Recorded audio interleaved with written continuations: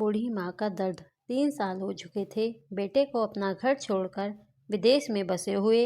इन 3 सालों में बूढ़ी माँ और ज़्यादा बूढ़ी हो गई थी। 75 वर्ष की उम्र में सुलोचना देवी की याददाश्त काफ़ी कमज़ोर होती जा रही थी। उन्हें रोज़मर्रा की चीज़ें याद न रहती, लेकिन जो उन्हें हमेशा याद रहता वह था उनका बेटा। दिन हो या रात, एक पल भी ऐसा ना होता जब उन्हें अपने बेटे की याद ना आती। दूसरी तरफ बेटा था, जो साल भर में एक आध बार अपने माँ को फ़ोन कर लिया करता और 1-2 मिनट से ज़्यादा बातें भी ना किया करता। फिर भी यह बूढ़ी माँ टकटकी लगाए अपने बेटे का इंतज़ार करती रहती। एक दिन बेटे का विदेश से फ़ोन आया। हेलो हेलो, सुन रही हो ना माँ? अनिल बोल रहा हूँ, तुम्हारा बेटा। कैसी हो माँ? मैं ठीक हूँ बेटा।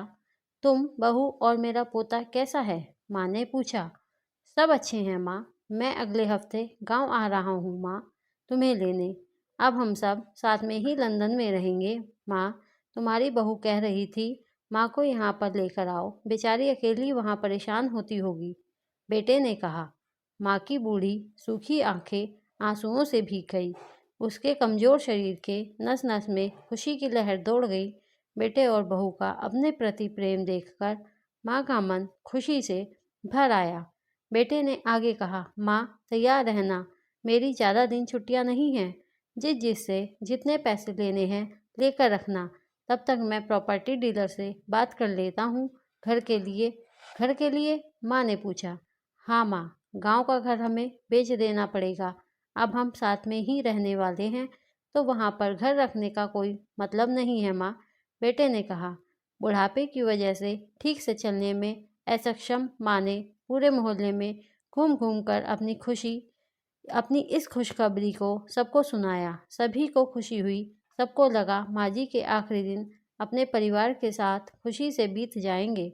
घर वापस आकर माँ ने अपने घर के कोने कोने को ऐसे देखा जैसे वह अपने दूसरे बेटे को देख रही हो। देखे भी क्यों ना, उस घर को अपने बेटे से कम थोड़ी समझा था। अपने पति के साथ 40 साल यहीं तो बिताए थे, लेकिन अब मजबूर थी बुढ़ापे के आखिरी साल बेटे और बहू के साथ बिताना चाहती थी। दिल पर पत्थर रखकर घर बेचने के लिए माँ तैयार हो गई। आनंद फानंद में बेटे ने घर को आधे दामों पर बेच दिया। माँ ने ज़्यादा नहीं, लेकिन जिन चीज़ों से दिल लगा था उन चीज़ों को समेटा और बेटे के साथ टैक्सी में बैठकर एयरपोर्ट के लिए चल गई। एयरपोर्ट पर आकर बेटे ने माँ से कहा, माँ तुम यहाँ बेंच पर बैठो, मैं सामान और बोर्डिंग पास की जांच कराकर आता हूँ। वहाँ वक्त लगता है और खड़ा रहना पड़ता है, तुम्हें तकलीफ़ होगी, तुम यहीं आराम करो। मैं यूँ गया और यूँ आया। माँ बेंच पर बैठ गई और बेटा अंदर चला गया। काफ़ी समय हो गया, बेटा वापस नहीं लौटा। माँ सोचने लगी, ज़्यादा भीड़ होगी इसलिए देर लग रही होगी। अंधेरा होने को आया। अब तो लोगों की चहलकदमी भी कम होने लगी। माँ को अब चिंता होने लगी। एक कर्मचारी ने आकर पूछा, किससे मिलना है माँ जी? आपको यहाँ पर क्यों बैठी हैं? डरती हुई आवाज़ में सुलोचना देवी बोली, मैं, मेरा बेटा अंदर सामान की जांच कराने गया है। लंदन जा रहे हैं हम। क्या नाम है माँ जी आपके बेटे का? कर्मचारी ने पूछा। अनिल नाम है मेरे बेटे का, सुलोचना देवी ने बताया। कर्मचारी अंदर गया और थोड़ी देर बाद बाहर लौटा। उसने सुलोचना देवी से कहा, माँ जी लंदन जाने वाली फ़्लाइट तो दोपहर में ही जा चुकी है और आपका बेटा भी उस फ्लाइट में बैठकर लंदन जा चुका है। अब आपके यहाँ बैठने का कोई मतलब नहीं है। आप भी अपने घर चली जाइए। क्या? जा चुका है और मैं घर जाऊँ? घर? माँ की आंखों में आंसुओं के सैलाब उठने लगे। जैसे तैसे माँ घर पहुँची, जो अब उसका था ही नहीं, बिक चुका था। वो वहीं बरामदे में तुलसी के पास सो गई। घर के नए मालिक को उस पर दया आई तो एक कमरा किराए से उसको दे दिया। पेंशन के पैसों से खाना और किराए का बंदोबस्त हो जाता था। दिन बीतते लगे। कुछ दिनों बाद घर के नए मालिक ने सुलोचना देवी से कहा, माँ जी आप अपने रिश्तेदारों के यहाँ पर जाकर क्यों नहीं रहती हैं? इस उम्र में आपके लिए वही अच्छा होगा।